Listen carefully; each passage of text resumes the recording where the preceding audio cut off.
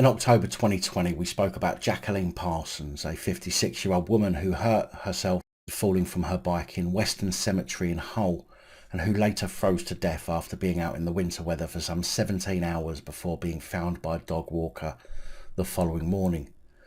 At the time, it was said that at 6:27 p.m. an unmarked police car manned by 2 PCSOs entered the cemetery and conducted a search, and the log was closed at 6:36 p.m. when she was not found. 9 minutes searching and they closed the log. The 2 PCSOs hadn't even had proper training or searchlights, but even so, if it was me, I'd get out with a bloody torch and search. But no, far too much hard work for them, isn't it?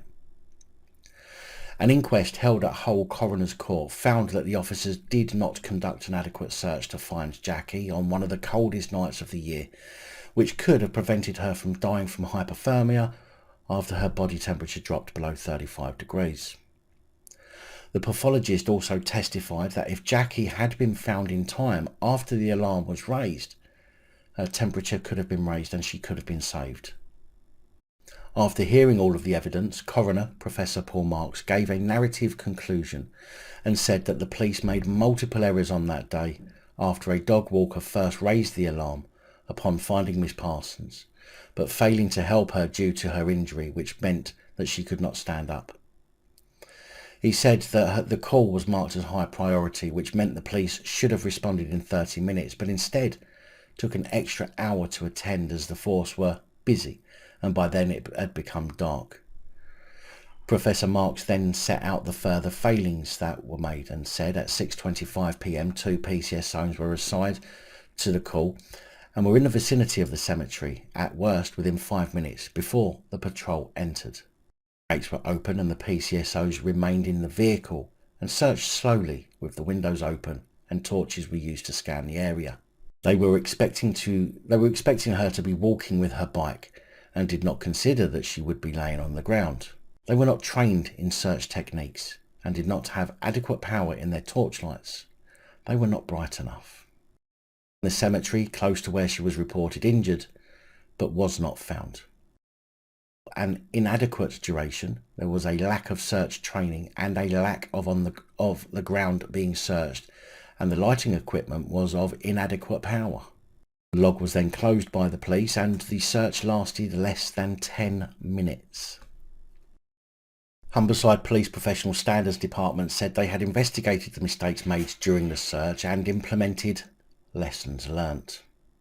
But Professor Marks added that Miss Parsons' life could have been saved and said if Miss Parsons was located by the police patrol at 6:27 p.m, she would have been found alive, and the hospital would have been able to treat her for hypothermia, and on the balance of probabilities, she would have survived.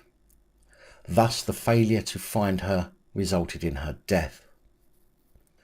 Well, Jacqueline Parsons' family are now to receive damages from Humberside Police for the failures that led to her untimely death. Jacqui Parsons' brother Stephen said, "Still to this day I can't come to terms with the fact that Jacqueline would still be here if the police had just done their jobs and done a proper search of the area. If they'd just got out their car and walked around, it is likely she would have been found. I remember it was a cold and wet day, and I've always wondered how much that influenced what happened." He added, "To think of her left there alone is heartbreaking. I think from the moment the call was logged and said she was described as being intoxicated, there was a dismissive approach from all involved. Alcohol levels suggest she wasn't excessively drunk, as she was only just over the legal drink-drive limit. References to her being intoxicated annoyed those close to us. She would not have been drunk. She was someone who was always well dressed and had an immaculate home.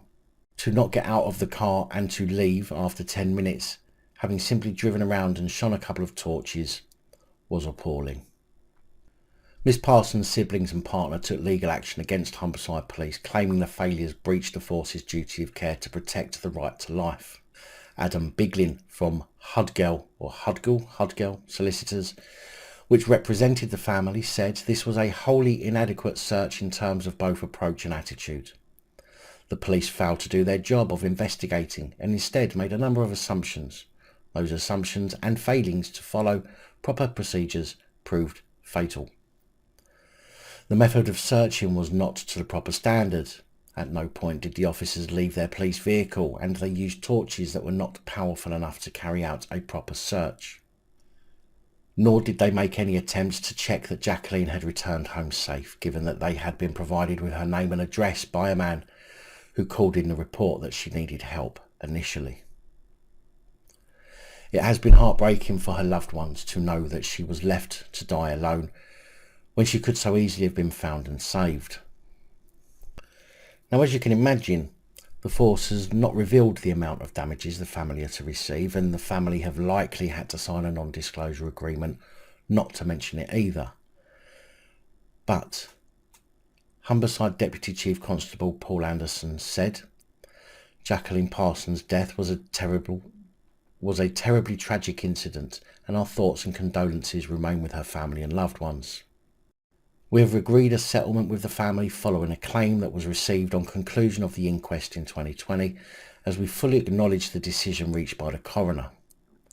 Following Jacqueline's death in October 2018, we immediately and voluntarily referred the incident to the Independent Office of Police Conduct due to our involvement. They asked us to carry out a full and thorough review and identify any learning, which was completed, and guidance provided to those involved at the time. Conclusion of the inquest, we further looked at lessons to be learned and have already implemented additional training for officers and staff to prevent any unnecessary distress or worry, and to assist should there ever be this type of incident across our force area again." What a sad state of affairs when a general member of the public would have probably gone looking properly for the woman. But a PCSO who joined the police allegedly to help people can't even be bothered to get out of their car and look for somebody who's missing. I'm sure however much the family have won in damages would come nowhere near to covering the loss of Jacqui Parsons.